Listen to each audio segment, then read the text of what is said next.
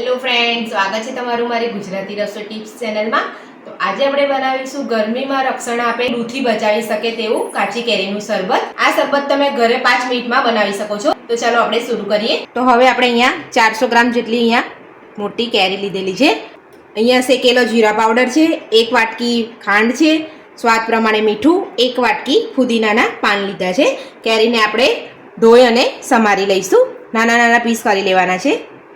તો આપણે અહીંયા 400 ગ્રામ કેરીની અંદરથી આપણે અડધી કેરીને સમારી છે, અડધી આપણે રહેવા દીધી છે। તમારે વધારે બનાવવું હોય તો તમે બધી સમારીને શરબત બનાવી શકો છો। આ શરબત આપણે ગરમીમાં ફક્ત 5 મિનિટની અંદર બનાવીને પી શકીએ છીએ। હવે આપણે કેરીના ટુકડા જે કર્યા છે એ મિક્સરમાં લઈ લઈશું। આપણે ખાંડ ઉમેરીશું, 1 વાટકી જે ફુદીનાના પાન ધોઈને લીધેલા છે એ ઉમેરીશું।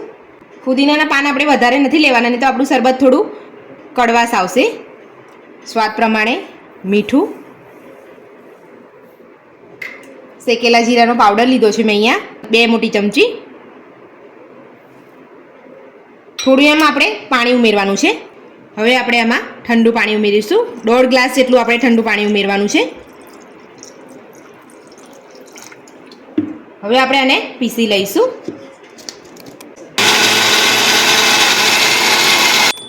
તો તમે જોઈ શકો છો આપણે બધું બરાબર પીસી લીધું છે। તમને એવું લાગતું હોય તો તમે પાણી નાખીને બીજી વાર પીસી શકો છો। અને આપણે અહીંયા એક તપેલી લીધી છે, તમે કોઈ પણ વાસણ લઈ શકો છો, એમાં આપણે ગાળી લેવાનું છે।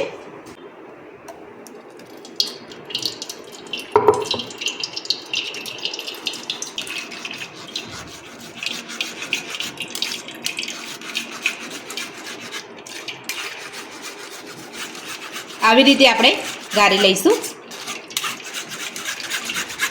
અહીંયા થોડા નાના ટુકડા રહી ગયા છે કેરીના, એ આપણે પાણી નાખીને ફરીથી પીસી લઈશું। હવે આપણે ગાળી લીધું છે શરબતને, તો અહીંયા મારે આટલું વધ્યું છે, એને આપણે ફરીથી પીસી લઈશું। 1 વાટકી જેટલું પાણી ઉમેરીશું આપણે, ફરીથી એને આપણે પીસી લેવાનું છે। તો આપણે અહીંયા પીસી લીધું છે, હવે આપણે એને પાછું આપણે એની અંદર ગાળી લઈશું। તો આપણું કાચી કેરીનું શરબત બનીને તૈયાર છે। તો ચલો આપણે સર્વ કરી લઈએ।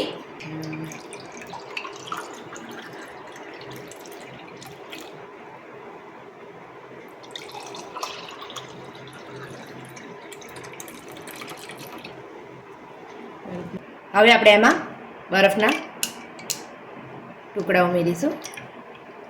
તો કાચી કેરીનું શરબત આપણું બનીને તૈયાર છે। આ શરબત તમે ગરમીમાં પીશો તો તમને લૂ પણ નહીં લાગે। તો મારી આ આજની રેસીપી ગમી હોય તો મારા વિડીયોને લાઇક કરજો, ચેનલને સબસ્ક્રાઈબ કરજો। Thank you.